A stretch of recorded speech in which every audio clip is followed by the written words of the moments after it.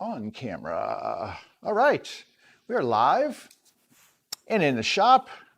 It is Monday, I don't know what day it is. What is today? The 26th of April.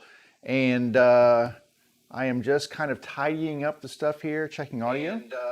Okay, audio works. So we've got audio. I'm just bringing forward my, my chat windows.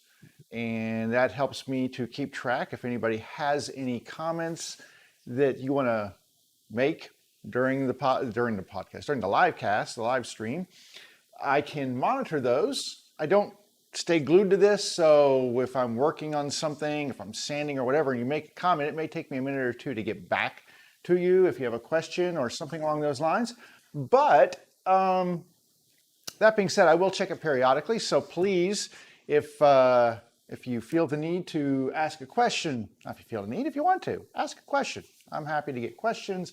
If you have a comment about something I'm doing, maybe you saw somebody do something different than the way I'm doing it, or you have a suggestion of the way that you've done things, or whatever it is, feel free to share it. I would love to have your comments and your questions and just your general thoughts and whatnots. If you just want to say hi, that would be awesome too.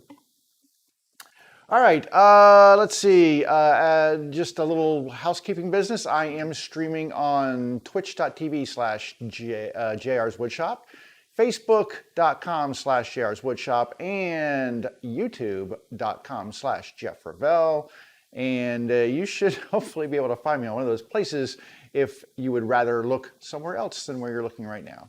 I know that if you want to watch my whole collection of live streams, because I don't know, you're a glutton for punishment, you can go to YouTube, to my channel, Jeff Ravel, and there is a playlist set up from the live streams. And this is number 23, so there are 23 of them. And they're all about 2 to 2.5 hours long. So if you just, I don't know, need some way to bore yourself to death, feel free to check back in on them. They're not really, I mean, if you look at the descriptions, I kind of describe what I'm doing that day. So if you kind of want to go back and see where I started something, where I did something, you can certainly go and look in the descriptions. YouTube is probably the easiest place to review the older ones. They will show up in my feed in Facebook, and Twitch doesn't keep all of them. It keeps like the past 1 or 2. So if you want to go back and watch anything from the way back past or whatever, YouTube is where they are stored. I am on 3 days a week, Monday, Wednesday, and Friday at 11 o'clock Eastern time from the United States. If you're somewhere else, that's the time that you'll find me. And like I said, there's 23 episodes. Well, this is number 23. So there's a lot of content in the back catalog there. And that's why I made a playlist, just so it's easier to find those.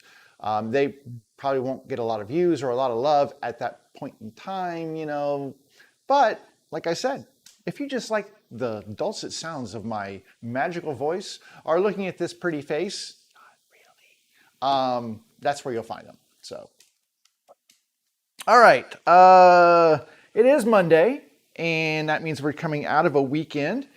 And what did I do this weekend? It was not a great weather weekend here. I wanted to ride my bike. It was it was kind of chilly and it was windy. Not great bike riding weather. I did start some lawn care. Not my thing either, but you know what? I figured I don't have a lot of excuses. I'm home all the time. I should really start getting my lawn in shape. And it was looking pretty bedraggled. It was, I think that's a word, maybe not. Anyway, it is now. My neighbors have a very nice lawn next door. And my neighbor across the street, who I've known forever, she's just a beautiful person, and her lawn always looks great. They've got lawn care companies that come and take care of all their stuff. They fertilize and weed and you know, all those things. I do not have anybody that does that. So my lawn, yeah, it's a little sketchy. It's a little bad. It's not great. And I figured, you know, maybe this is the year that I can start the journey towards a nicer lawn. And I started with cutting the grass, and halfway through the process, my lawnmower, my faithful little Troy-Bilt lawnmower, gave up the ghost. I've had it, I don't know, for at least 10 years. And it wasn't that the motor wasn't working. The motor still ran fine and everything. It's just that some of the parts and pieces started breaking on it, and I just didn't want to go through the hassle of trying to find pieces and parts for a 10-year-old lawnmower. So I'm probably going to throw that on Craigslist free for somebody who wants to pick it up. They can take the motor or whatever they want to with it. That's usually a great way to get rid of old lawn care equipment, because there are people out there who are better than I at fixing those things, and they'll fix them up and sell them for a discount, and that's awesome for them. You know, provide a living for someone else, or at least some extra income for somebody else. So I'm happy to do that. And then I went and bought a new lawnmower. I can't even remember what I bought. Anyway, it's a nice one, little self-propelled thing, because I've got hills and stuff. And wow, such a difference using a new lawnmower to cut your grass. It really is nice. I mean, it's just like, problem is like I have all these leaves and stuff from the last fall that were kind of embedded in it, and it's just like I had to empty the bag like every 2 passes or whatever, just because I had so much leaf debris and stuff in there. But once I get it all done, it's time to start, you know, treating, getting rid of the weeds and seeding. I'm a little late to the game, but hopefully I'm on the path to a better looking lawn. So that is my goal for that. So I did take care of part of that this weekend. Like I said, I got half my lawn cut and then my mower died. So I spent yesterday going and kind of researching, looking for options, bought a new one, bought some other stuff, some seed and some weed control stuff and everything else.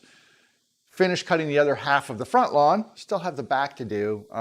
But the front is really what I was worried about, you know, looking nicer because that's what everybody sees. And I have a really tough lawn. If you've ever been to the Northern Virginia area, basically we live on a big pile of clay here. It's just really heavily clayed soil. So getting a good lawn takes a lot of work sometimes. Once you get it established, it's okay, but getting a good lawn can be time consuming and can be tough. There's a new, fairly newish company called Sunday that I have been looking at that basically is all organic lawn treatments, which I kind of in favor of organic. I live kind of on a watershed, and I hate for that crap to just go, you know, all the fertilizers and everything else to just pump into the watershed system. So if I could find some organic system, then they've got basically I think it's a 3 or 4 times a year system, and you hook it up to your hose and you spray the treatment on. And it's based on soil. You send soil in. They do it by region and by soil analysis to figure out exactly what nutrients and such you need for your lawn. I might give that a try. It's a little expensive, but if you add up what you spend every year on fertilizers and such, it kind of balances out. So if I can do it, like I said, and not be as ecologically impactful, I think that would be kind of a cool thing. So I might give that a try. I'm going to try to get things a little bit in shape first before I actually get into maybe subscribing. It's a subscription service. So I think it's like a couple $100 a year. Like I said, if you go out and price what you pay for stuff to do your lawn three times a year, basically, it's about the same. And if I had to pay a few more bucks for something organic, that would probably be okay. Also, go check out what you would pay to have a lawn care service come. We used to have someone come and do ours. So it was a friend's business, and we don't do that anymore, but that was economical because it was free. They were just really sweet to do that. But if you have, like I said, if you have a lawn service that comes and does all this stuff all year round, it's going to be a lot more than $200. So if I can do it myself, I'm here. The labor's free. And if I'm just paying for the things I need, and like I said, ecologically, it's less impactful. So I'll let you know how that goes as we move forward. But anyway, that's kind of what I did this weekend. And I've got, I didn't do anything really in the shop this weekend. I cleaned up a little bit, but this was, I left this set all weekend. This is the utensil holder. And we're going to work on that in just a few minutes. But I didn't do anything else in the shop just because I had other things. It was a weekend. And, you know, I kind of didn't, I was lazy. Besides the yard work, I didn't do a whole lot, but that's okay. I did watch I got caught up on, let's see, Falcon and the Winter Soldier, watched all that one. I finally watched WandaVision and watched all those. So I kind of binge watched those. I was bad, but I binge watched. So, but you know, all in all, pretty good weekend. Weather is pretty today. It's supposed to be hot this week, like 80 tomorrow. It's only going to be 65 today. I don't think I'm going to get on a bike today. I would definitely try to get on the bike tomorrow. And a lot of things that I want to do to the bike, I've kind of been doing research on some upgrades to the bike. I want to put a dropper post in and change the gear set to a 1x system. And none of that probably means anything to any of you all, but it is what I'm planning on doing. Woodworking stuff though. I do have a little bit of woodworking news.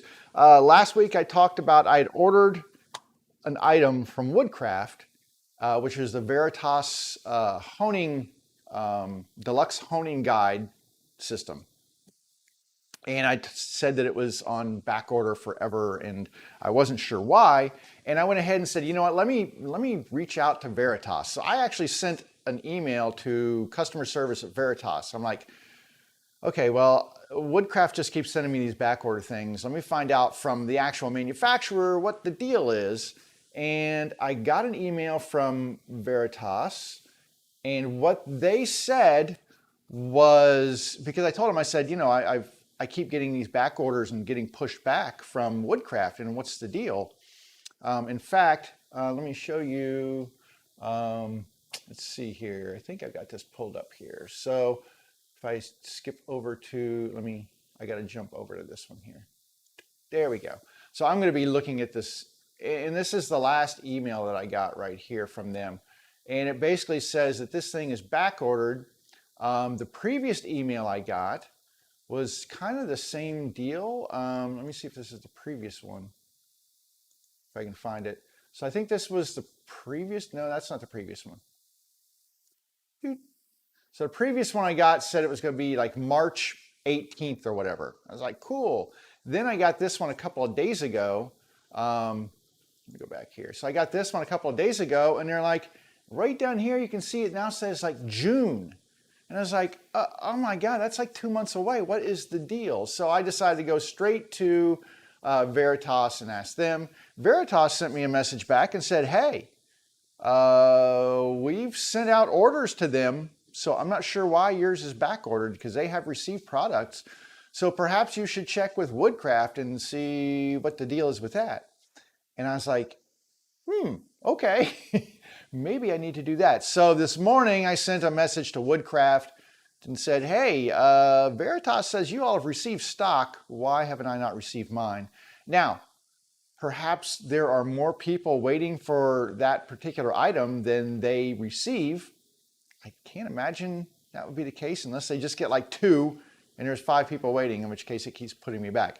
I don't know, but I would like to find out. The other weird thing about Woodcraft is that I logged into my Woodcraft account, and it's the same account email address that I'm getting all these notices to, right? So they have that email address that they send me these back order notices to, but oddly enough, I go back and I log in, look at my orders, and they have no past orders for me. And I'm like, okay, what's the deal? And I have an order number. The order number is on the email. You can see the order number on here. So I said, A, what's the deal with me not having any back orders when I log into my account? Because here's the order number. Obviously, you're sending me updated information. So I have made an order. What's the deal with that? Secondly, Veritas says you've received stock more, at least once in that period of time since I bought it. What's the deal with that? So we will find out if I get a message back from them. I don't know if I will. Hopefully I will. Woodcraft is actually one of the stores. They're pretty good. Hang on, I got to switch back to my view so I can, there we go. Woodcraft is pretty good.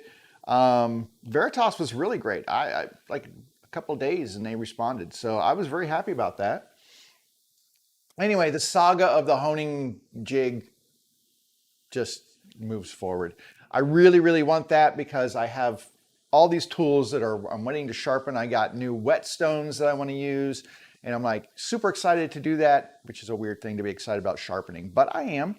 And right now I can't make that happen. What I can make happen is this lovely little utensil holder right here. So the plan with this thing right now is to get rid of all of these things on the side. So let me show you what we did. The other day, Friday, we did 2 things to this. We put in these decorative splines. They're not only decorative, They are decorative and functional because they add rigidity. I used miter joints. So a miter joint is basically just two 45s joined together, right? And it's glued and then clamped together. While it's not a bad joint, it's not necessarily the most structurally sound of joints. So in order to make it more structurally sound, I added splines. And to do that, I had this spline jig that I used. I'll come back here and show you. So this is my spline jig right here. It actually, this portion right here fits over the fence on my saw, and then you put the box in here like this, and then you pass it over top of your saw blade, which is running underneath here. That cuts a slot that is 1/8 of an inch thick. That 1/8 of an inch thick slot gets filled with a tiny piece of wood that is cut into a triangular shape here. In my case, I just cut them into little triangles, so you can see. But they stick out. You can see that they stick out a little bit because they were rough cut, slightly oversized, and then glued in. Also, what I did was I made a decorative strip of walnut, and this got glued into place right here. And it is just a tiny bit proud of the wood surface. Proud meaning it sticks out a little bit more than the wood surrounding it. Not that it's, proud of being walnut, but it's proud of the wood surrounding it. It sticks out just a little bit.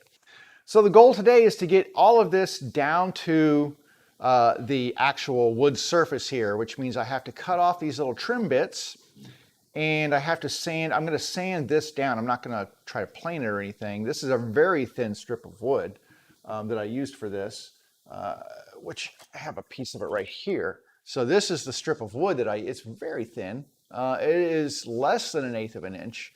And so I don't want to like hit it with a plane or anything that will take too much off. So I will sand this flat. I will probably use like maybe an 80 grit to kind of get things down and then go through the grit. So once I get these corners shaved right here down to closer to the side, then I will go ahead and sand this down and get it all looking lovely. Then I'll take it over to the router table, and we will, once we have it on the router table, get this out of the way, we will go ahead and just do a round over on all of these edges around the side here and here. I would use my 1/8 inch round over bit, which should put a nice, just a soft profile around all these sharp edges.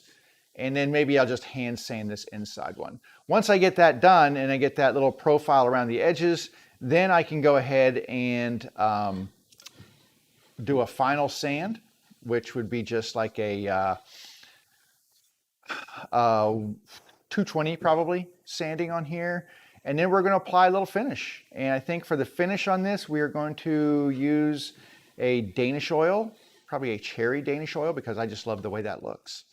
So I think that is the game plan. That is where we are at. And I think we can go ahead and move forward. So let's look at our options for removing these. If these were really big wings on here sticking out, I might go over to the bandsaw and just put this thing down and just kind of trim them off, just run the blade across them and get it close. But because these are fairly small and tight to the side here, I think what I might do is use this, which is a flush trim saw, and it's made so you can see it. You can get it very flat to a surface. The thing about a flush trim saw, if it's set up correctly, is that when you rub it against a piece of wood like this to cut, go over here to this camera again. If I'm cutting, say, trimming something off of this piece of wood right here, it should leave behind no teeth mark when I'm cutting. The teeth, as opposed to a regular saw, the teeth on this saw are completely in line with the surface. Most saws, the teeth will actually angle outwards as part of the cut, and they leave a thicker kerf. This is made so that you can put it right against, it bends, and those teeth should be in line with the blade here and not impact the side of whatever it is you're cutting against. That's the way it's supposed to work. Now, does it work that way? Most of the time it does. Sorry, I have to fix the camera angle. Most of the time it does. There are times when it will still kind of, if you're not careful, you could impact what you're doing here. my thought is I'm going to try to secure this. Let's see if I can get a clamp here and maybe secure this to my table right here. This clamp should work. And I'm not going to clamp it heavily. I just need a light clamp here to kind of hold it in place and keep it from shifting so that I can keep one hand on the top here and then one hand controlling the saw and just try to remove these edges without impacting my finish, because I do not want to scrape into this wood any more than I need to. There is another method I could use for doing this, which is to use I could use a plane, like I could use this little plane right here and just kind of take little bits off. But the problem with that is that I could, in essence, because I'm going kind of, this is all end grain coming up this way. And as you go across end grain, there is a chance of chipping things out. And I don't want to take a chance on it chipping out, because if it chips out and pulls a piece of it out that wasn't necessarily like maybe not glued in really great in that one little spot, then I've got a tough time fixing that. So I'm just going to use this saw and see if we can't get these. See if I can't get this up. Hang on a second. You know what would make this a little easier is if I put this down, and then I can protect the bottom side a little bit, and I can clamp it a little bit tighter than I was. I guess I don't want to over clamp because I don't want to crush the box, but that should hold it and keep it from shifting. So now, see, I got to get a little piece here that just broke off. And that's the problem with doing a plane, is that you could break those pieces off. So I'm just going to keep this up right this. There we go. So there's one. Now all this will get cleaned up, excuse me, as I start to sand. The nice thing about this saw is that its cutting action is on the pull stroke, not the push stroke. So if I just concentrate on keeping this flush, it'll do a very nice job of getting through all of these little pieces here. All right, so now these are a little tougher because this is actually sticking up. I might have to come in from the other side, come in from the back side on these, or from the top side, I guess is what it would be when I do these, because I do not want to, I don't want to, this would angle, if I put it here, this is not, you can hear it, it's not flush. So this would actually cause my blade to angle forward. That's not acceptable. So I will do it this way.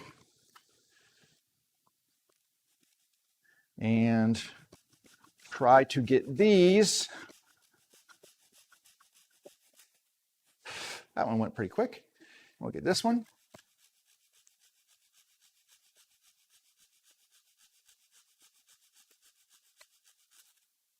There we go. All right, I got a little bit of scratch in there because I couldn't, it's hard to get it flush, but that's okay. It's not deep, it's just a tiny surface scratch and I can get that cleaned up. All right, so this side is now flat. So now I can rotate and move on to the next side. I might as well start with this trouble spot first and then flip it around. Put this right in the middle. It might be a little bit better for the clamping. Actually, let me move it in this way. There we go, it keeps it from tipping. All right, let's see if we can get, well, I'm gonna start with this one because that way, when I do this one, it won't impact it down here.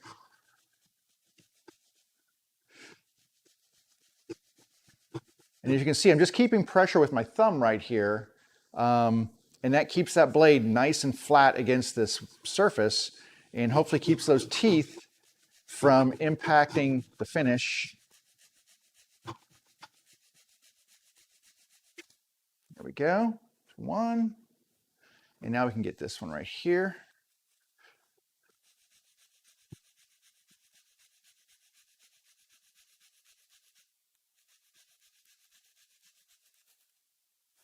All right. And they look really nice when you get done. I mean, it looks really nice. These splines, I've always just liked the way that contrasting splines look in a project. I have used same color wood, but I prefer, in general, I just prefer a contrasting wood to do my splines. I think it just looks really nice.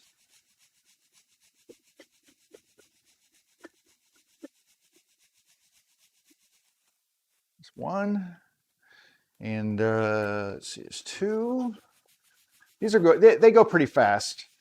There's not a lot of wood to cut through here. I use the same saw, like if I'm doing dowels that stick out, I will clean the dowels off with this saw. That one was a little tougher. I'm also getting, there's glue in these areas, so it's a little harder sometimes to get through the glue. All right, now I've got a nice flat bottom here on the part that's already been cleaned. So this should be a little easier, a little bit more uniform surface to hold it down. Okay, see if we can get through these pretty quickly here.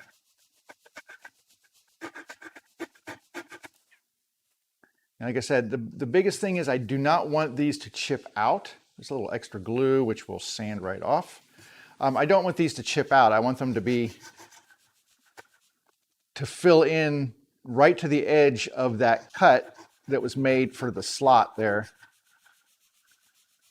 The nice thing about my saw blade is that it actually has 3 directional teeth on it. So a lot of saw blades for table saws will have teeth that pitch.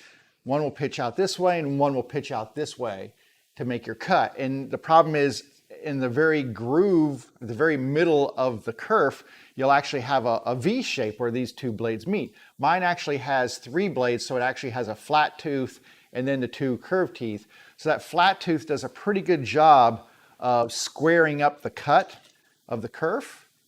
And like I said, that I have other saw blades, and depending on what I'm doing, if I want something that has a nice, like if I'm cutting like a dado with my saw blade there, I really want to use that blade because of that flat tooth. It makes a big difference.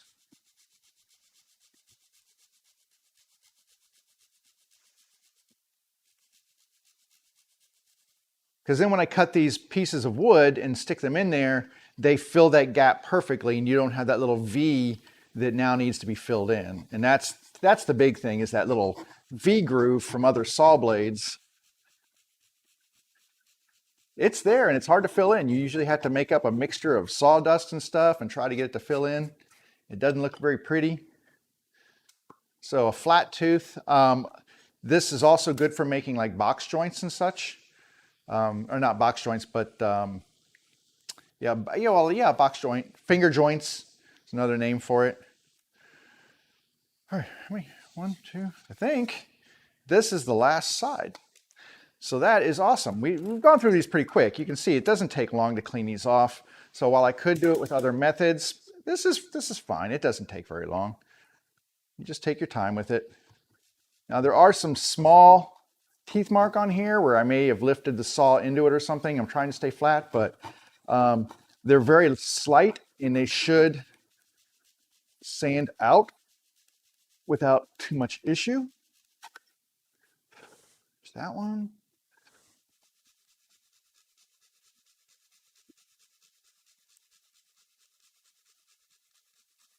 There's that one. Okay, 2 more to go. I'm going to switch the box around just because it's easier for me to get an angle on it. Got all these little teeny tiny pieces here. The hardest part with doing the splines is getting your spline pieces the exact size you need, because you want to make sure that you're not getting too thick where they won't fit and too thin where you've got too much room and you can't get them to, you'll have too much like glue oozing from around the sides and it doesn't look nice. So you want to fit where they slide in, but they're not super tight, because that allows just a little bit of room for glue and expansion from being wet with glue. It's kind of important too, because the wood, as it gets wet with the glue, will expand just a tiny bit. All right, last one. Almost there. There we go. All righty, so those splines are now done. Let me get this out of the way. All right, and so here we are with the splines now trimmed up. So they look really nice. And like I said, their whole purpose is to add some flat glue surface to this joint to give strength and rigidity to it. I mean, not a ton. I mean, some people will add like 3 or 4, depending on the size of the base or whatever, of a jewelry box. I showed this one the other day, but this is one I did with, this is walnut with a maple spline in there. And so I did 2. And something else people do is they will vary the size. So like this one, I did one this length, and I made one a little bit deeper and longer. So you can vary the size of these to make them kind of decorative. But their main purpose is strength. So we now have a very strong box, which is really all this is a box, right? It's a box without a lid. All right, moving on, we need some 80 grit, because we're going to take this down to flatness here. I think that's our goal, is to make this flat. Let me see if I have an 80 grit over here. I thought I did. I use, there's a 120. I like these kind of, I've got these mesh ones. You can see through it. I like the mesh ones because they, in my opinion, I get better dust clearing, especially when I'm using a heavier grit, like an 80 grit, where you're cleaning out more wood, and they supposedly last longer. I don't see it. I thought I had an 80 over here, but I don't see it. So I'm going to go back to the drawer over here, the drawer of mini discs, and see if I have another 80 in here somewhere. Here's an 80. I use, this is Diablo brand. So they call theirs sand net. There's other names for this netting kind of stuff, but I use the Diablo sandpapers. They're pretty decent. I have no problem with them. And I have a ton. You can see I've got there's a ton of Diablo papers. I have a ton of these things, and I like them because they, what is on the bottom of this one? That's 60. I like them because they're pretty consistent. I get nice clean surfaces from them. What is this sand net down here? This is, that's a rough one. Is that 60? Probably pull those out of there. This might be, what is this? Oh, that's a 120. So I will use the 120 as well. So I've got two of the rougher ones. So this is a 120. I don't know if you can see it on there. So this is a 120, and this is an 80 grit right here. And that should be enough tooth on the paper to really kind of work out all the rough edges. Like I said, I got to take this down a little flatter. I could try to plane this down a little bit. I just fear that I would chip it out, and I do not want it to chip out. So to play it on the safe side, I'm going to try with the sandpaper. Now, if I find that I can't do it with the paper, if it's just really just going to be a pain, then I will go ahead and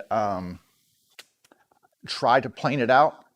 I will use as gentle a planing process as possible. That's not the extension of what I want. This one is. But if I can possibly do it with my sandpaper, which I think I can, I'd rather do it with the sandpaper just to make it look more better. All right, and we're going to hook up our dust collection, and we're going to get loud. Now, it's usually not my intent to make you watch me sand things because, well, that's just not too much fun. But in this event, it's just where we're at in the project, and it's what I need to do. Looking for, there we go, some ear protection. I've got nothing on here. The other nice thing is these are all hook and loop on the back. So it's the loop part, and then this is all the hook part. So they fit. You don't have to line up any holes or anything on here. You just smack it down and you're good to go. All right, let me get my remote and let me just do a quick check. There is no comments, no questions, no posers, no queries. So we can just move forward with doing some sanding. All right, hopefully my noise reduction software will be working and you won't have to be bothered too much by this kind of noise. So let's see what we get here.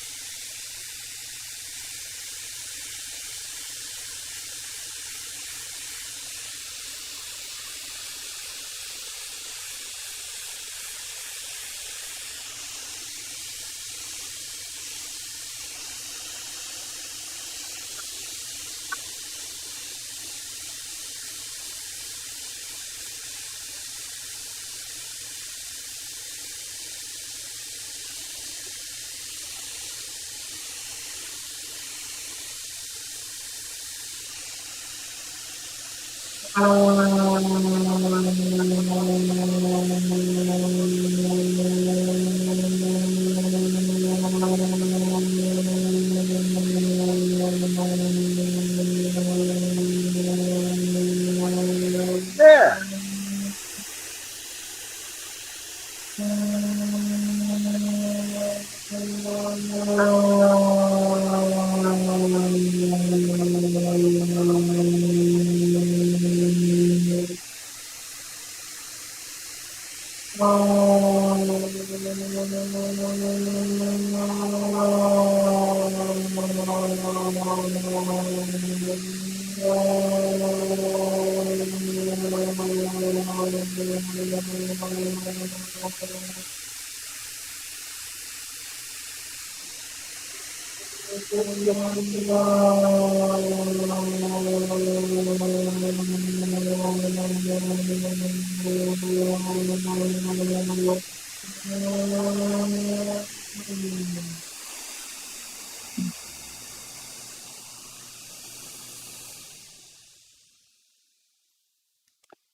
Okay, so I did come across one small problem when I was doing this, and that is, remember I was talking about you want to get these pieces inserted all the way in. This one did not quite make it. I'm going to go over here and show you. There is a tiny gap right here. I don't know if you can see that or not. Let me see if I can get the one on there. But anyway, there is a tiny gap right here where that wood did not make it all the way in. And there's two ways for me to handle that. One is I can try to, and this might be what I try to do here, is get a piece of the wood right here that is maybe a little bit wedge shape and get that in there, maybe glue it in there. And let me see if I can just bring this down just a little bit here. Glue a piece in there. Just a tiny little piece to fill that void. Maybe a little bit thicker. Just probably get a little bit thicker right here. And yeah, because I need to fill that void, trying to get the glue off the side of this piece here. And wedge it in there. But this is a problem you can get if you don't get those in all the way. And sometimes you'll get glue in there and the glue goops up and you don't really see that you're not getting it all the way in. So that was a kind of a oops on my part. I'm going to snap this one off right here after I get this, trying to get this glue off the edges. There we go. To get it clean. So I think what I'm going to do, I'm going to snap it off to it's a little bit thicker. And then I'm going to put this piece in here. If I can get it to fit in there, hopefully. Get this piece to set inside this gap right here. And yikes, it's very small. But my hope is I can get a piece inside there, and then what I will do is glue it and cut it.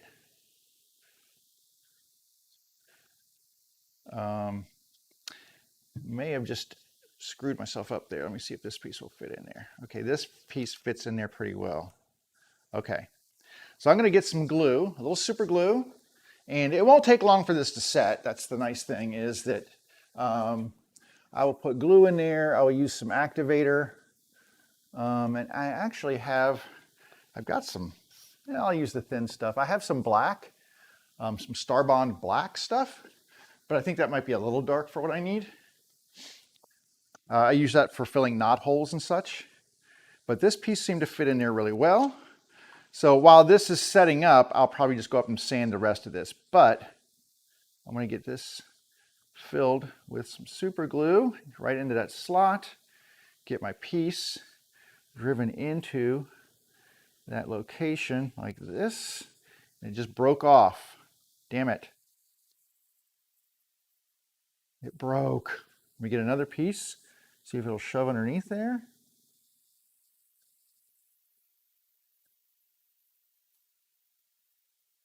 Okay, and then what I'm going to do is if I can get this to stay.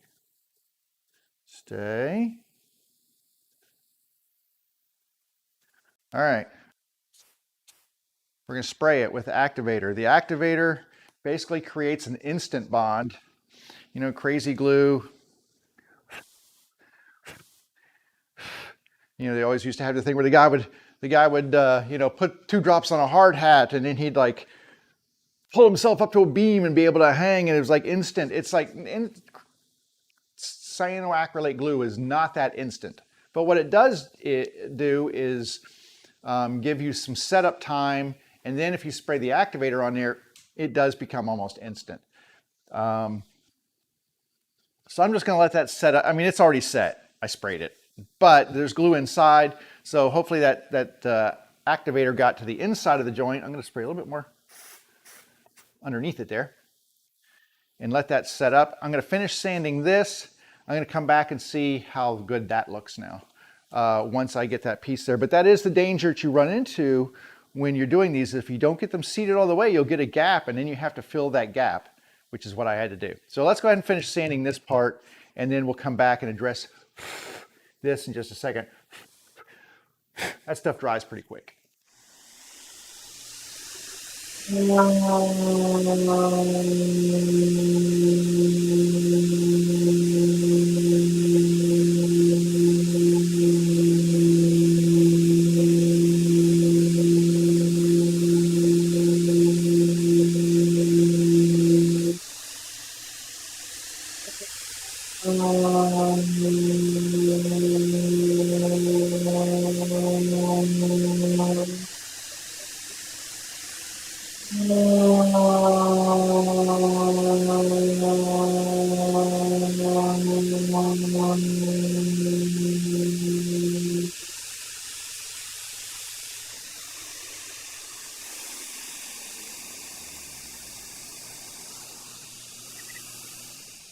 Okay. By the way, the 80 grit worked perfect for just taking this little decorative band down to flat. I mean, it's great. So this is all now super flat, a little dusty, but super flat. I'm gonna go reach way down here and see if I can't grab a chisel, and then just try to pair this off flush with this. And that did a pretty good job of filling that void. I'm pretty happy with that. So kind of fix that little teeny problem right there. And I'm just going to sand this over one little bit. I mean, there's a little teeny hole there, but I'm not going to worry about it.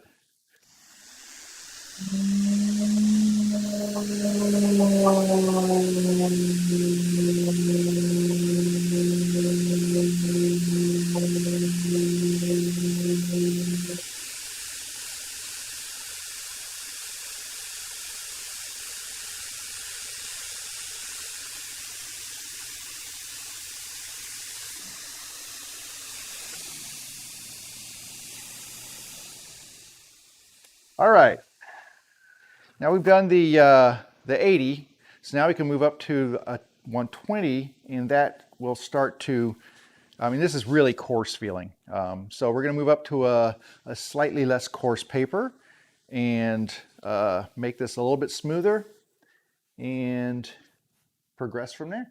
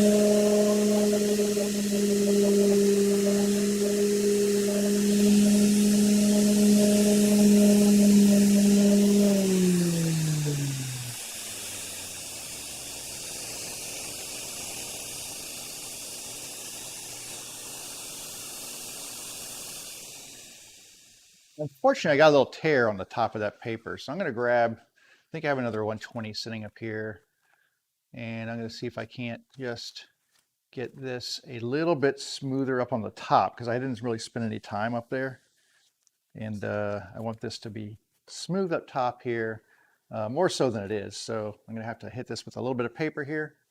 All right, try a little bit more.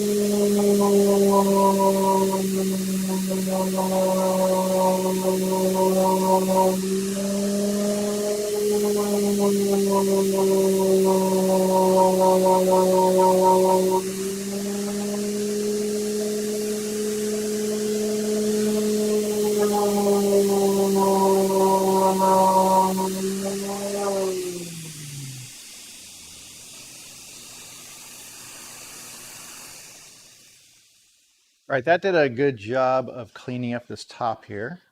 And because it's all ingrained, so you kind of have to really work at it a little bit. And unfortunately, that's the only problem with these things is these edges will tend to tear a little bit. And once they tear, they're kind of useless. But anyway, so we're sanded to 120 now. I'm going to do one more grit on here. Sorry, it's true. I'm going to do a 150. And when I get done with the 150, we're going to move over to the router table, and we're just going to do a little profile route, yeah, a little round over on all the edges, but it's a really slight round over. It's a 1/8. It's my favorite router bit. Just a little soft 1/8 inch round over, which just makes all the, because right now these are really sharp. You could run your finger down there and maybe cut yourself. I mean, it's pretty sharp edges. So that 1/8 inch round over just does a really nice job of just making everything feel really good. It's all about feel, right? So let me do these last sides, do these last 4 sides on the top. I haven't really done the bottom. I may hit this once on the bottom just for giggles, but it doesn't really need it.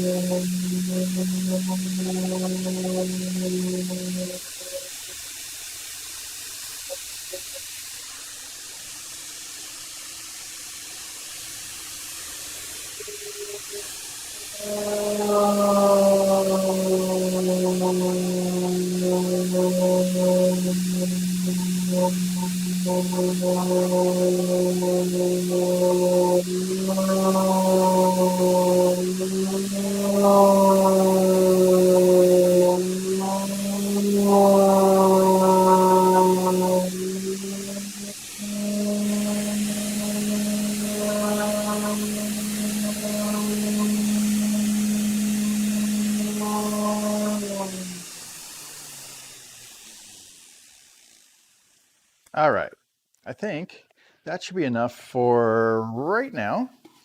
Now the only thing I might actually do on top of that is, let's see if I've got one on this pad right here, is I might take a sanding pad, this has 150 on it as well, and just do some flat strokes with the grain, like this. And the whole reason for that is to try to eliminate any pigtailing that I would get from, and I'm gonna have to go with the grain on the walnut, but any pigtailing I would get from using this sander, because it's an orbital sander, and it's an oscillating orbital sander, which means that it does circles and it does little circles within the bigger circles. So you can get these little things called pigtails, which I've talked about in the past. And so I find that if I just do a little pass with the sandpaper with the grain, it tends to give me a better finish, minus any of those little imperfections that you get that you don't want introduced from the sander. Now, I'm going to sand this down to 220, so I don't have to go crazy with the sandpaper here. But the less the 220 has to do in terms of removing any pigtails, the faster the sanding goes. So this step right here just kind of makes things easier for the next grit.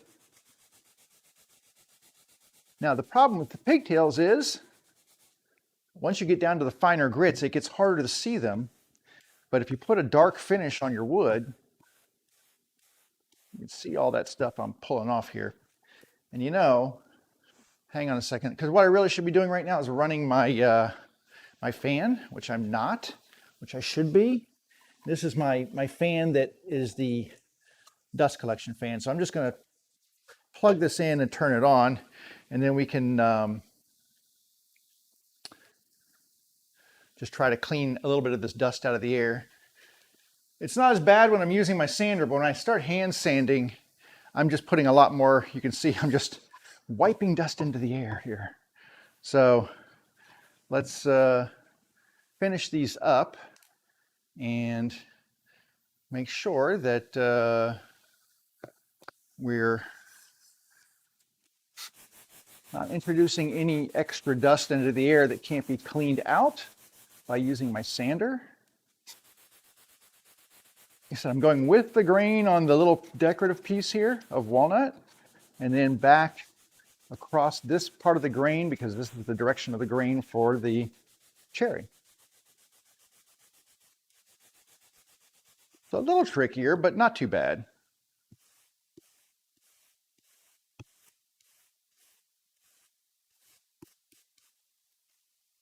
And I think I had one more here to do, but these feel really nice now. And then the next thing we will do is go set up the router table. I do not believe that bit is set up in there. It just takes a couple of minutes to set that up and switch things over. So we will do that.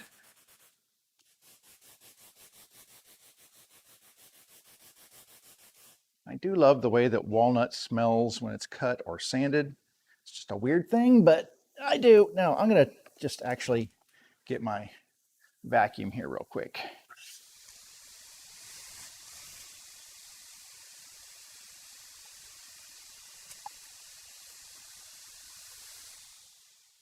Probably the smarter way to do things.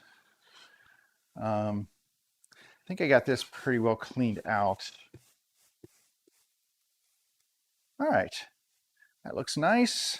Feels great. Looks really good. I mean, it doesn't have a finish on it yet, but it looks really good, and I'm very happy about that. What do I have set up over here?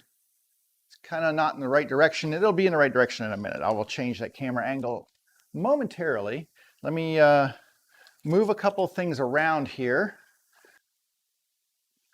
and that will better allow me to use the router. So some of these accessories can go on this side of the table. It's just a big old bottle of glue right here. Another piece of sandpaper. And then this is all my scraps that I use to make these decorative grips and other such things and to test them. So they can go down in the scrap box down below. This is all stuff that I keep on my fence. I needed to clear my fence off because I was using that to cut the splines with the jig. Put my calipers back. And there we go. All right, I kind of take advantage of this piece right here. I probably do leave more garbage in there than I should. It's not garbage, it's just tools, but I find that I use it all the time for storing stuff in there.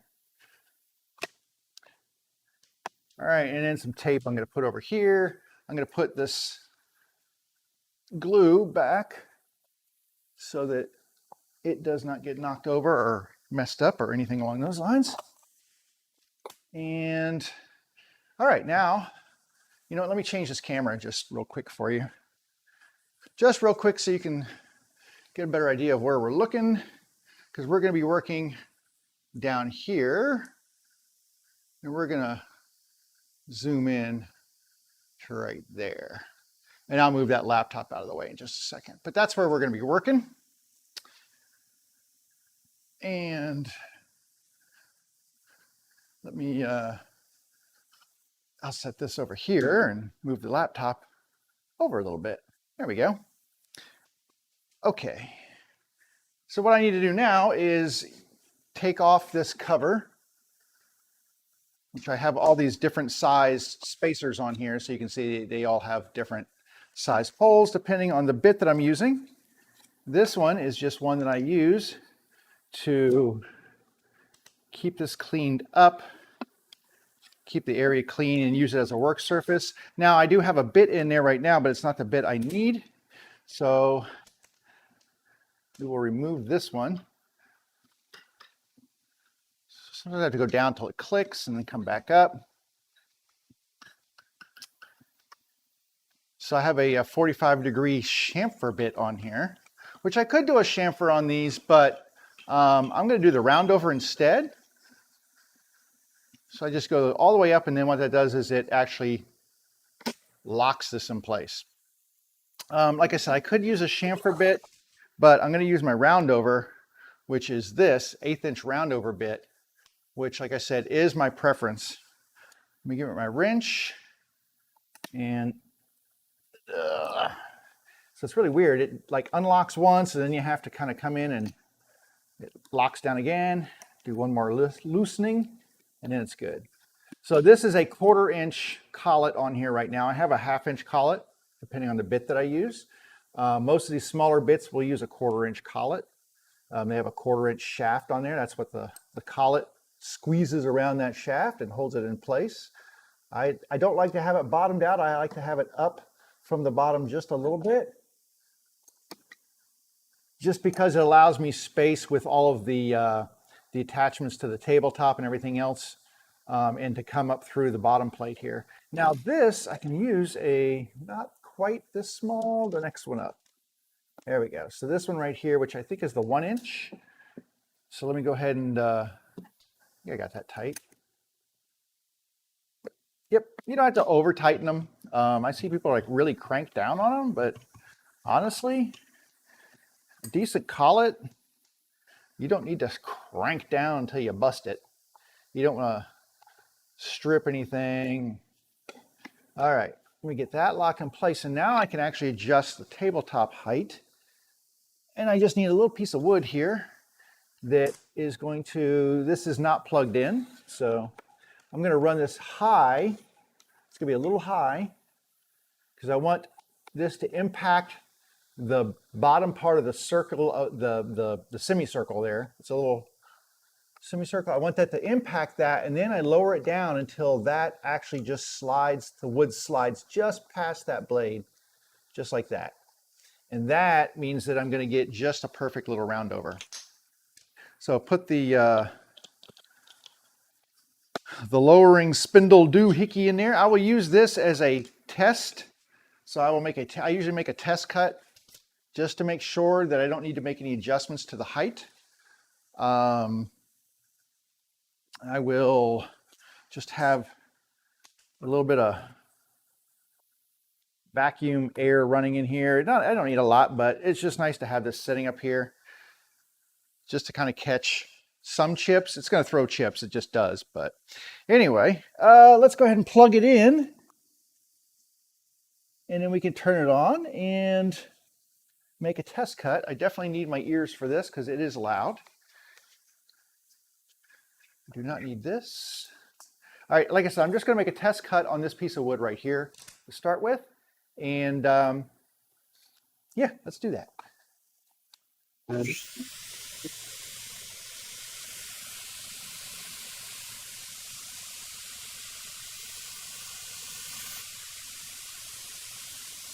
Just put a nice you can see.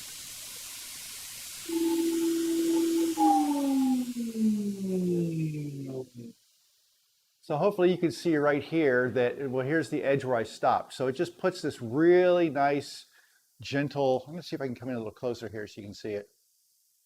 I don't know if it's gonna focus, there we go. So it just puts this gentle little, I'm gonna focus on that, maybe? There we go. Just puts that gentle little round over on there. And that is exactly what I'm looking for. All right, back to this side. So now I can do, and I'm gonna do this on all the corners here. Hopefully it won't mess up any of my inlays or anything like that. So let's give it a shot.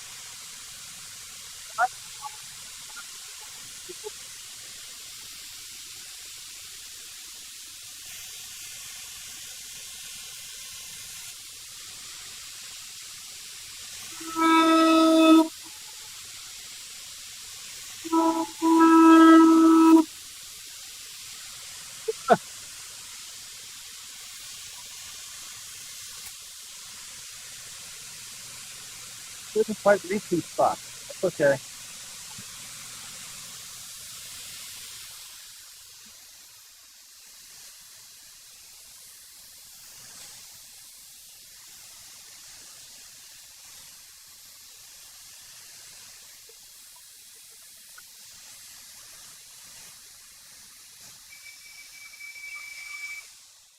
All right, it did everything I wanted to do. It couldn't reach one little spot on the bottom, which I was kind of questioning whether that was going to work out anyway. And it did for the most part. So what I'm going to do is I'll hand sand that up a little bit on this spot right here. I'm just going to hand sand that up just a little bit and clean it up. And I'll probably do that with the 150. So I'm going to move this back over here and switch back over to this camera right here. And just a little tiny bit right here where it just didn't quite get what I wanted. But if I come in here, I can probably complete this little round over that it was starting. And it's only because my lip right here, this edge of this board was a little high, and so it didn't quite complete that round over right there. And I'm just gonna clean this up a little bit. Just, like I said, the bottom wasn't really that big of a deal. It was just one of those things like, yeah, if it worked out, it worked out. So I'm just gonna clean that up a little bit by hand with this 150, which is a little bit, you know.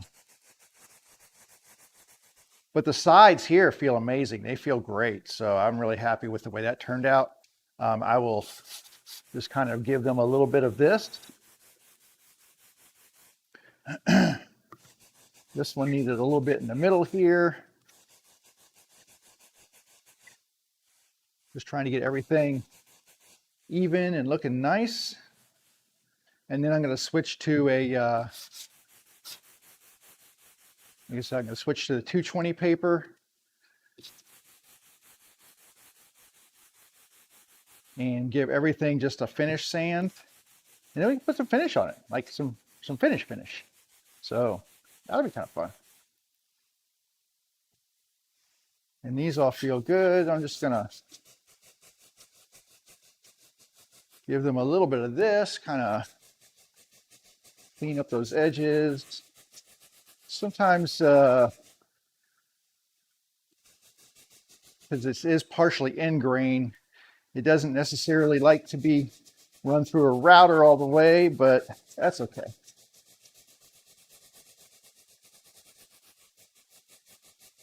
We're just kind of trying to keep that rounded over profile there. And then I'm gonna have to do the inside. I'm gonna have to do something to the inside. I might as well do that now with the 150 on here. Is to just kind of take the edge of this and just work it back and forth like this. It could be a little chamfery, but that's okay. I'm just taking this sharp corner off like that. Just trying to get rid of this sharp corner.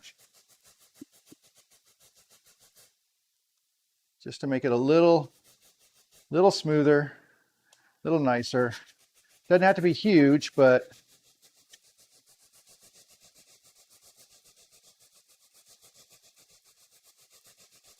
I do want to make it a little bit smoother than it was. Okay, that's good. There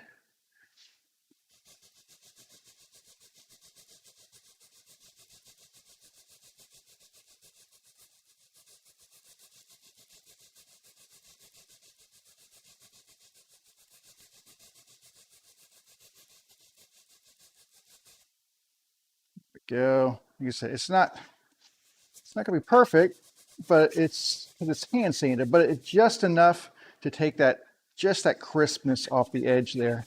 That's all I'm looking to do. And I'm giving it a little bit of a round over thing when I'm going. So I'm just trying to round it just a little bit, give it a little bit of a profile. But it is end grain on the ends here, so not quite easy to do. All right, let's see what I'm gonna do here. I'm gonna do some 220 on the sander. So we will finish with a little 220, and then after we get that done, what we will do is do some straight sanding with the 220, just to, like I said, make sure that grain stays cleaned up. Clean up my phone a little bit. Check my pages here. All right, and so we're gonna do a little 220 cleanup here. And then, yeah, then I'll get it all wiped down with some naphtha and we'll be ready for some finish.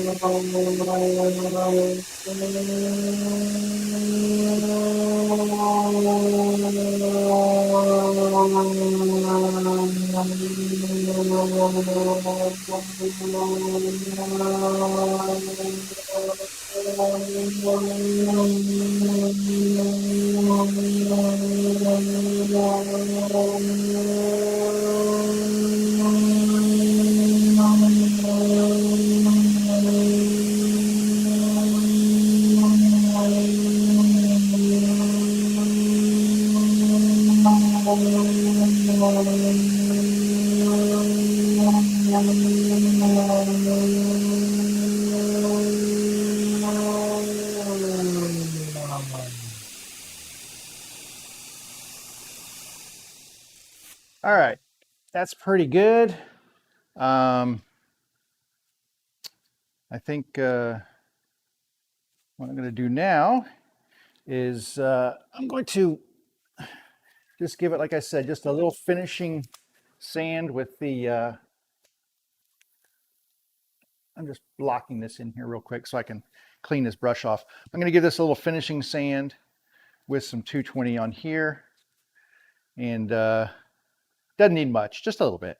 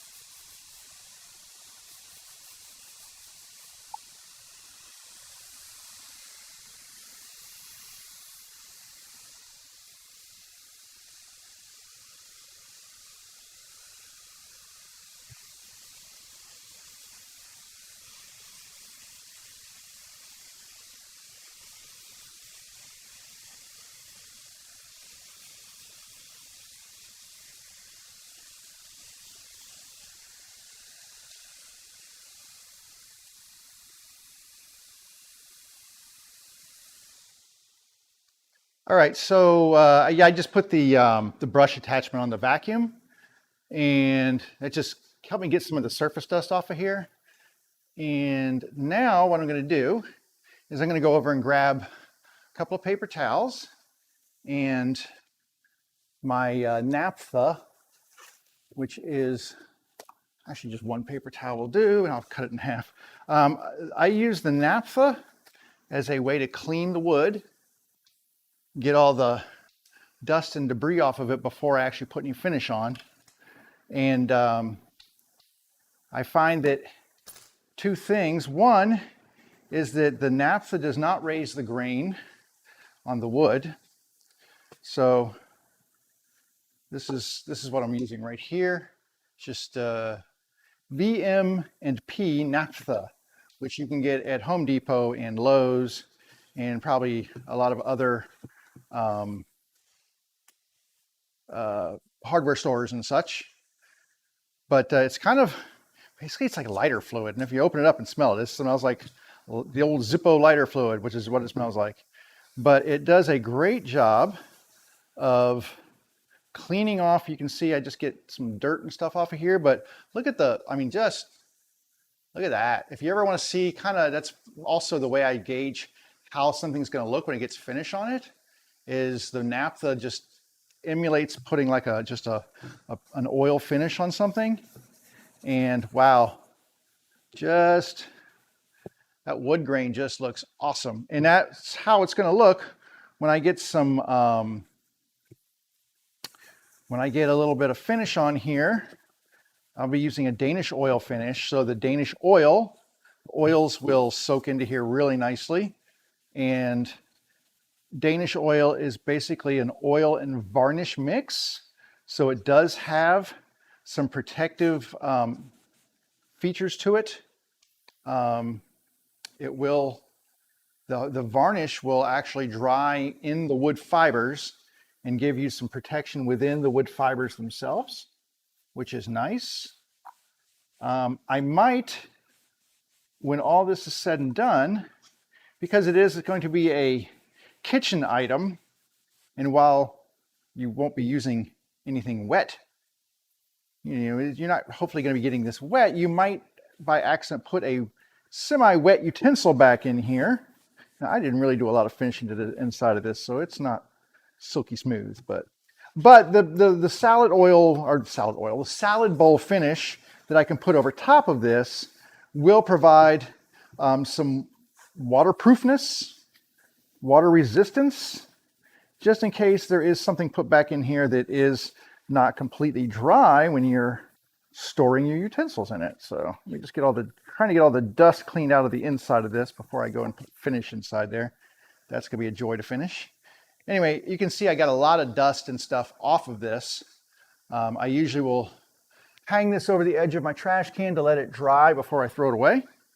Naphtha also, you can see from the sides here, there's just a little bit of spot right there where it's still wet. Most of it, here's a little bit right here. You can see it's kind of around this area where that's areas where it has soaked in just a little bit more, but it flashes off really quickly, which is one of the reasons why I like using it a lot. So as we let that dry up, hang on.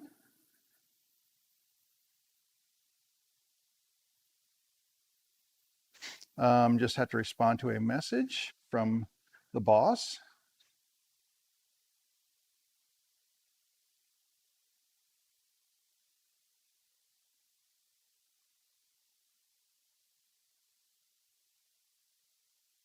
Okay.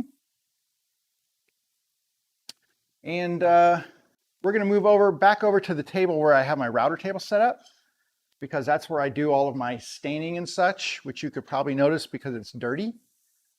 And in fact, we can switch back to this camera right here. There we go. So I'll move this out of the way a little bit and put my naphtha away and go find some, let's go find something to put on that thing. Now, hopefully I have enough. It's natural. That should be cherry. There's cherry right there. So this is what I use. Watco Danish Oil Finish, which says it stains, seals, and protects. Easy one-step wood finish. Penetrates deeply, will not crack, chip, or peel. Easy wipe-on application. Rich, even color, no brush marks. All of that is 100% true, which is why I love using this stuff. It is one of the easiest finishes to apply. That or just a standard oil finish like boiled linseed oil or tung oil. And if you're thinking, like I have tung oil as well. So let me show you. The thing you need to watch for when you're doing finishes, see this right here, is tung oil finish. This is not tung oil. This is a tung oil finish, which means that this is a mix of tung oil and I believe it's varnish. I mean, it does, what they say is it's like a hand rub luster finish, and it is true. If I don't want to add any color, I will use this. I'm trying to see what it has the ingredients in here. But anyway, tung oil finish is not the same as tung oil. So you have to make sure if you want tung oil, you got to look for just tung oil. Tung oil finish does have varnishes and such in it. So just beware of that. What am I doing? I'm lowering this. And then I'm going to put the just the flat one back on, because I like to use that one to keep all the dust and debris out of the top of the router, even though the router is one of those things that creates the most dust and debris. There we go. But I've got a nice flat tabletop now, and I'm going to go get my finishing surface, which is right here. So this is my finishing surface right here. It's just a piece of cardboard. It's just what I use, just like that. Wonder if I've got painting pyramids. I think I could probably set up 3 painting pyramids on here. If I can find them, I can probably use 3. I don't know if I can get 4 of them close enough together to get this up off the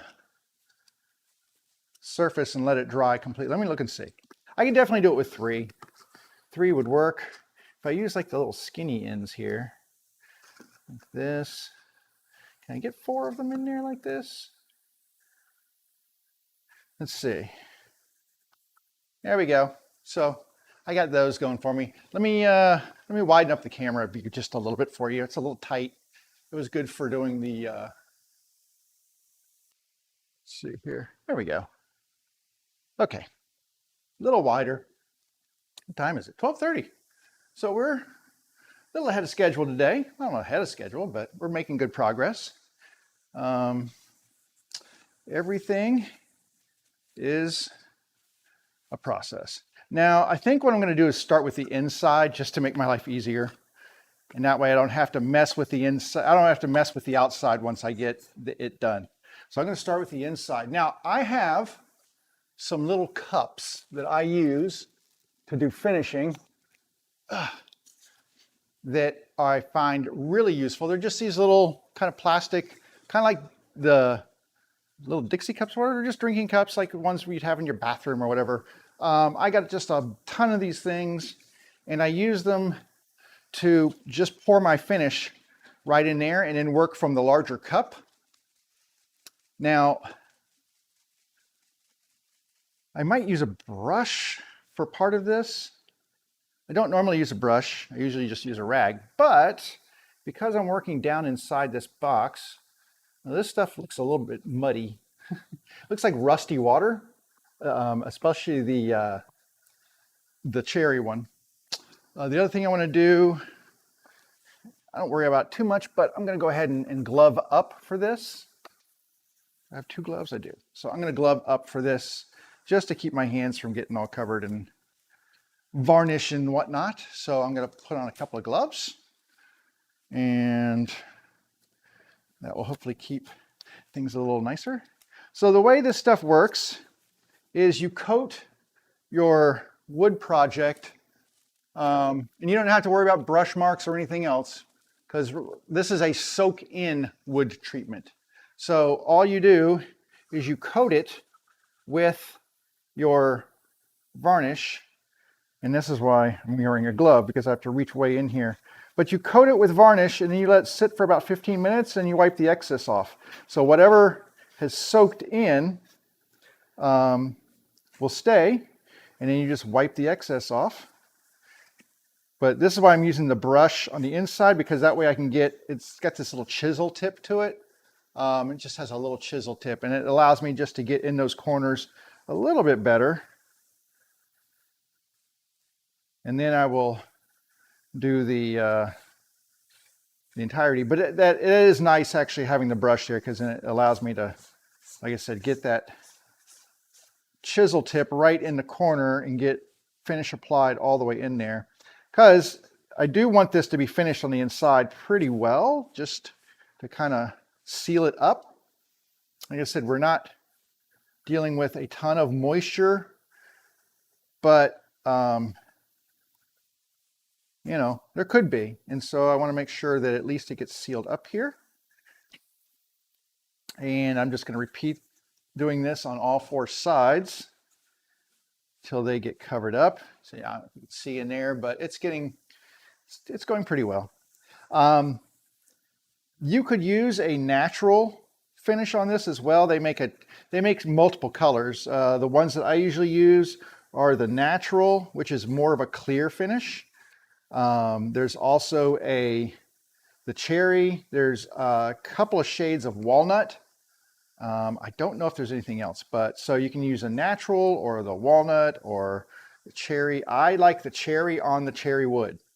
I just find it to be a beautiful combination.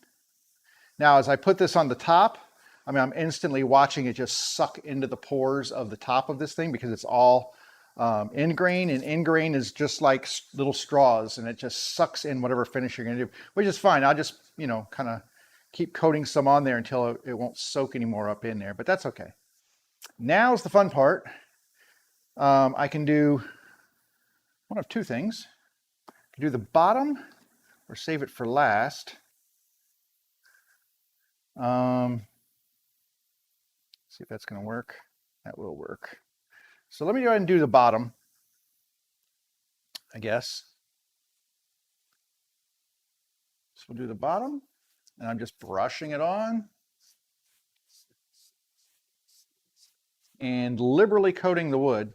That's the key, is you don't want to be shy with putting this stuff on.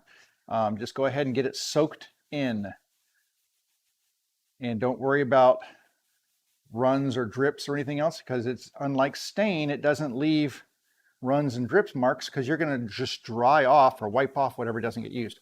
All right, now I can just sort of do the sides. I'm going to put my fingers on the top here, because honestly, it doesn't really matter, and it just adds a little stability. But hopefully you can see how pretty that is on there. I mean, that's just, oh, looks so nice. At least I think so. I'm just going to work my way around and just keep putting stain all the way around this thing. Not stain, well, I guess it is stain. It has pigment in it. The other thing it doesn't have is it has a smell to it, but it's not like holy crud, that's toxic and I'm going to get high standing over this stuff. It's not like that. It just has its own unique kind of smell to it, but it's not going to knock you over or anything. So that's another thing I like about it. Okay. And so the big thing with this is you have to let it sit for about 15 minutes, they say you should. Who am I to argue with the people who make this stuff? So you let it sit for about 15 minutes, you come back with a rag, you dry it off, then you can apply another coat, and then you let that one sit for 15 minutes, you dry it off, and then you're done. It's basically 2 coats and you're done. The color is the color. It is not going to change. Once you get that first one on there, this is the color that it's going to be from that point on. And that looks spectacular. I love it. Hopefully, I don't know that the camera really gives it the, I don't know if you can really capture it with the, the video camera and the lighting and stuff, because it just looks really nice. And like I said, this is my two of my favorite combinations of wood are the maple, or not the maple, but the walnut and the cherry.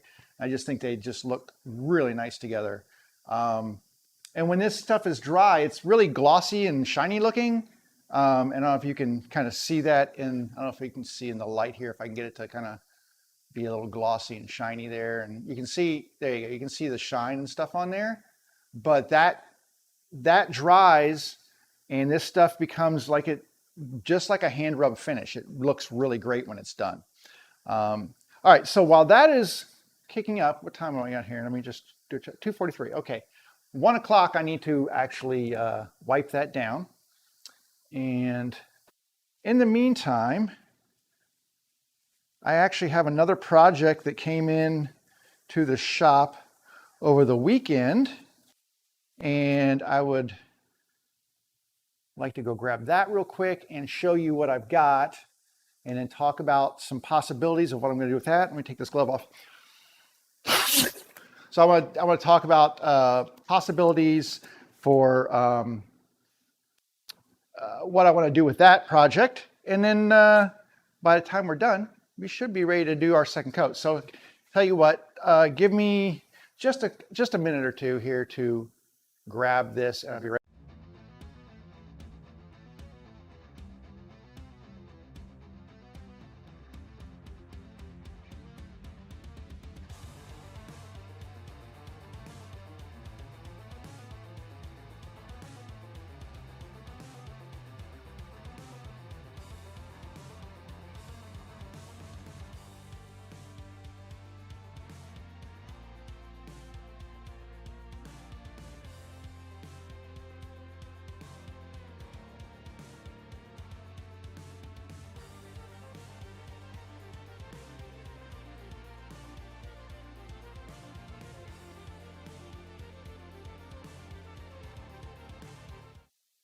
All right, thank you. Sorry about the little break there, but you know, I guess everybody needs to take a bio break maybe or something. So in the meantime, I will show you now, ooh, a Newegg shuffle. So I've been trying to basically buy a graphics card, and I keep getting these notices it hasn't started yet. So I guess it starts in 13 minutes. Okay. And so Newegg, they do this weird shuffle raffle thing for having the ability to even think about buying one, but whatever. All right, let me switch over here. Number 4. There we go. This was brought to me this weekend by a friend. This is the same person who had the toy sewing machine table. She came by this weekend and picked up the table. And ooh, I did not post pictures. I will post pictures on my Facebook page, JR's Woodshop. So facebook.com/JR's Woodshop if you're not watching there. I will post a couple of pictures of what it looked like with a little tiny toy machine on there. It was so cute. Anyway, what is all this stuff coming in? I don't even know what this was supposed to be. What? Hang on a second. I'm sorry. Just really? Okay. I don't care about that stuff. Jeez. Anyway, she picked that up and picked up a couple other things, and she says, "Hey, I've got this. I just got it, and would you maybe be able to make a box for it? So, or a base." So basically, this is what came out of a table right here. This whole part of it came out of a table, and it has hinges back here that attach it to this piece right here. This, actually, I think we figured this out. So the machine would tip back. So really you can see there's not a lot underneath this machine. It sits pretty shallow in here. There's a little metal pan in the bottom of this that would catch oil and little thread and whatever when it was in the machine. She has a, and she hasn't even cleaned it up. It's a pretty new machine to her, so she hasn't cleaned it up or anything. She actually has a hand crank that instead of using a treadle, which the treadle is the foot pedal with the big wheel that has the leather strap that comes around the belt and then would go on the machine this way, which I don't want to turn this too much because, well, it does move a little bit. Still needs to be cleaned. But she has a hand crank, so you can actually attach a hand crank to this machine, and then you would turn this by hand and you would sew by hand, which I guess the hand crank for this particular machine, as she said, is rare as hen's teeth. So that being said, she's like, well, if I just had a base for it, instead of putting this into a table, I could just use my hand crank. And I said, well, I could probably manage to do something like that. So I've got a couple of ideas about it. And I'm not sure which way I want to go. The one thing I could do is I could just use this piece of wood, and I would have to refinish this. This is it. I don't know what they call it when the surface does this. It's like alligatoring or something. I could actually probably use alcohol, like denatured alcohol, and smooth this finish back out. Basically what happens is that the shellac that was used on this 100 years ago has crinkled and crackled and other things. It may have been refinished at some point in time, but it's pretty rough.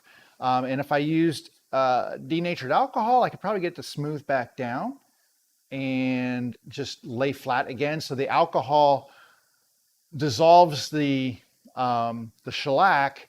The shellac will relay down to a nice flat level, and then the alcohol dissolves out so that you're just left with a smoother section of shellac. But it does have some worn bits in here too. So it would probably, I don't know if I want to refinish this or not.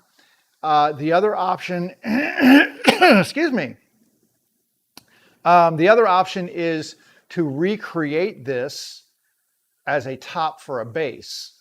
Instead of using this as the base top, which might be difficult because it has some other hardware and stuff in here. If I use this as a template, then I could carve out a new base for this, a new base top for it, and then come up with a good way of actually integrating that into a base bottom for it. And I'm kind of debating which way I want to do that. And the nice thing is, if I tilt this back again, you can see that I got to tilt it like this way so you can see that all this portion right here, all this cutout, I could actually do that on my CNC machine. It's pretty involved here. I mean, there's little notches and nooks cut out where this thing actually had to interact with the machine, but where it needed extra space for like this little pin down here and whatnot. So it is something I could probably do if I took this off and separated the metal tray from the bottom. I could draw this onto a piece of paper and then scan it and then upload that into my CNC machine.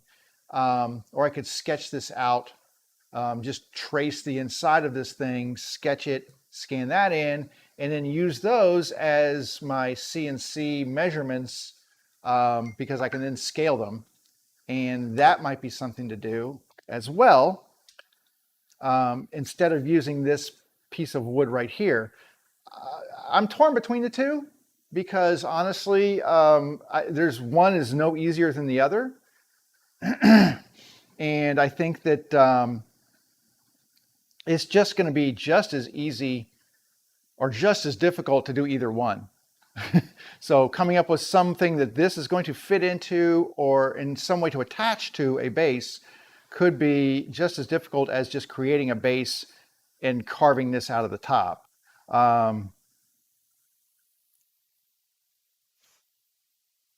Sorry, I have to reply to a message.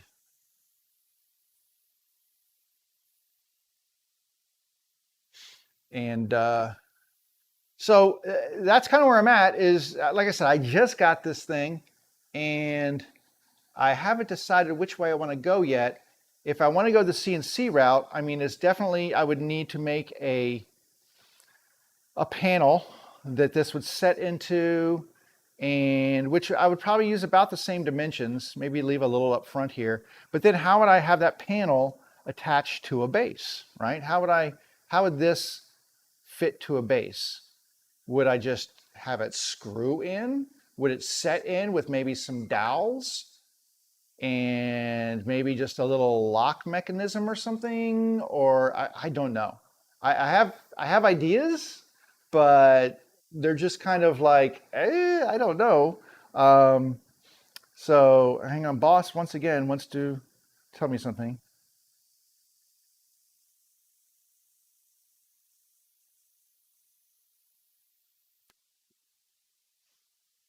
And so I have ideas.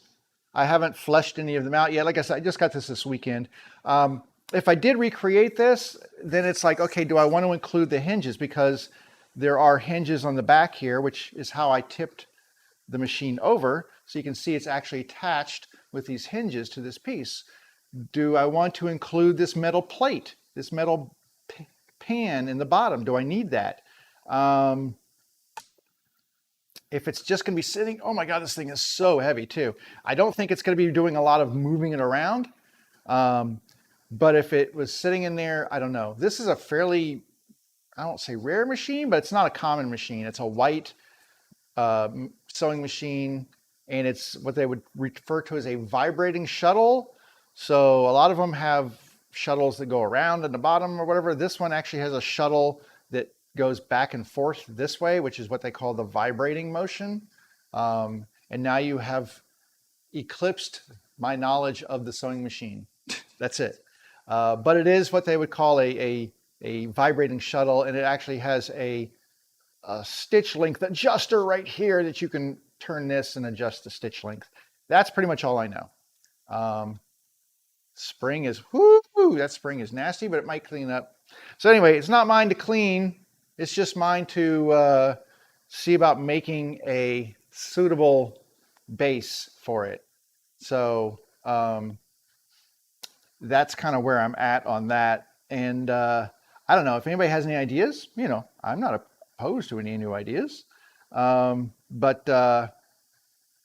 it is going to be it's going to be a challenge. I mean, this is not something I'm going to be doing quickly because I will have to think through all of the different options that I have for doing this. Um, I kind of like challenges like that. It was kind of like the little kids sewing machine table um, where it was all just I'm just taking a picture of it so I have a something in my mind for it so I can kind of keep it in my head here. Um, if I want to look at it, and I don't have to drag the machine around. If I have a picture of it, I can come back and look at it again. But anyway, I am thinking up some options for this. So as I come up with a game plan for this, it's probably something I'll do here on stream, so we can watch that. In the meantime, I think we're probably at a good place that I can go ahead and wipe this off and put on one more coat. So I'm going to switch to this camera again. And I'm going to grab another paper towel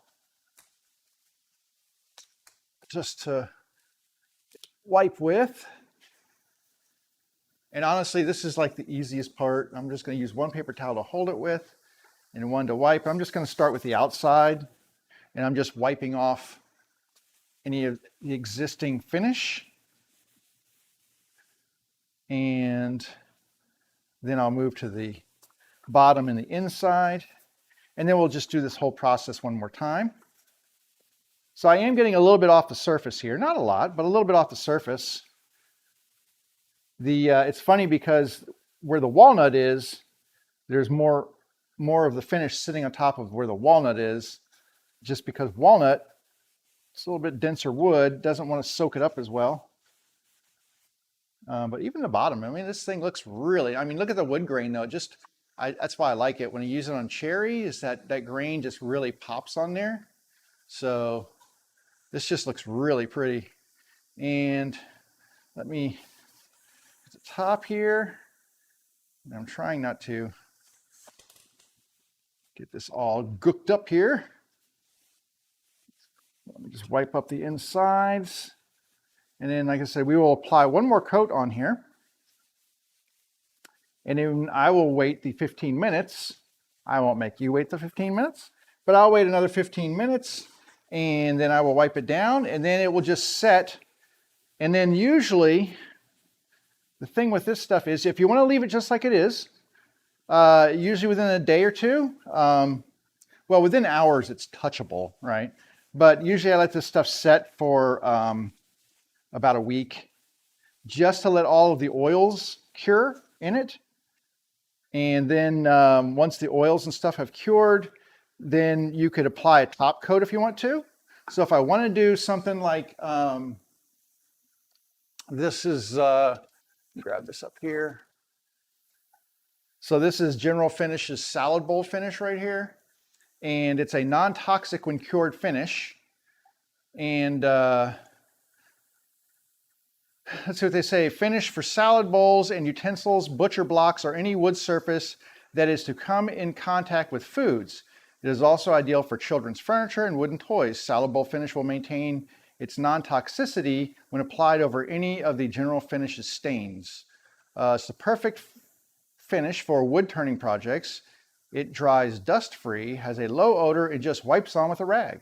Should maintenance be necessary, simply apply another coat at any time. So I could actually take this, just get a rag, dip it in, cover this whole thing with that, let it dry, and that might be what I do. But like I said, I will the first thing I will do is let this thing cure before I put any finish on there, because you don't want to put a finish over top of an oil that has not cured yet, unless it's an oil finish. Then you can kind of do that. All right. Let me, I'm almost out of stuff there, but I'm going to go ahead and just do another coat here in the corners. And then, like I said, it's not going to get any darker than it already is. So that's the one thing I like about it, is that the color is immediate if you're going to have any color at all. Like if you use the, if I wanted this to be darker, I would have used a walnut, and it would definitely be a little darker. But this, I think, is like to me is like the perfect cherry color. It's just when you say cherry, this is the color. Usually, this is the color I think of. And I actually have a desk set in my office here in the house that is cherry, and it looks very similar to this in color. So it's just what I think of when I say cherry color. This is the color that I think of most often. I've had people go, "That's not cherry." It's like, okay, well, whatever works for you folks. But anyway, all right, I'm gonna get the bottom done. There we go. I'm gonna put it on my little pyramids here, and then hopefully I have just enough finish to coat the outside of this one last time. Like I said, it doesn't require a lot now. Most of this is already soaked in. So this is just getting any additional varnish into these areas that we can. There's no more color being added here. And yeah, that's as easy as it is to do a Danish oil finish. So if you want a nice natural looking finish, if you're not trying to stain your wood or something, I would really recommend giving a Danish oil a look. You know, maybe just get a test piece of your project and give it a try, because honestly, it's one of the prettier finishes that you could apply. It's like I said, it's a natural finish when it dries in. If you've got a really nice sanding job, now you want to sand this a little bit more, like I did, to 220. If I was going to do, I might stop at 150 if I was going to do like a lacquer finish on top of it or something, because the lacquer would be smooth enough. But anyway, I do a nice smooth sanding finish on here just to get it so that when you touch this thing, it is just going to be fantastic. All right, that is actually done. That's all there is to it. I'm going to wait another 15 minutes, and then I will come back and wipe this thing down, and then just let it set. And it will be finito, much like today's live stream. All right, let me get this glove off of here, and let me make sure, check the peanut gallery. All right, I just want to make sure there's no comments or anybody has anything that they wanted to say or whatever, but there's nothing in the comments or anything else, so that's fine. All right, hey, thanks for stopping in. If you did, if you would do me a favor, it's really appreciated if you could hit the subscribe or the follow or the whatever button is appropriate for the platform you're watching on. If you're like on YouTube and you want to hit the like button and then hit a subscribe button, that would be great. If you're on Twitch, if you want to give me a follow, and you don't have to subscribe because that costs money. It's a weird thing. You pay money to subscribe in Twitch, but you can follow in Twitch. If you hit the alerts, that's a good way of knowing when I'm actually online and doing this stuff. If you're on Facebook, thank you, and tune in again on Wednesday, and I will have something new in the pipeline. I'm not sure what I've got going on Wednesday. I don't know yet. Wednesday is up in the air, so I don't think I'm going to start this, but we'll see. So, hey, why don't you come back on Wednesday at 11 o'clock, see what I'm up to. I'd love to have you here. Until then, have a wonderful Monday, and I will see you the next time. Take care.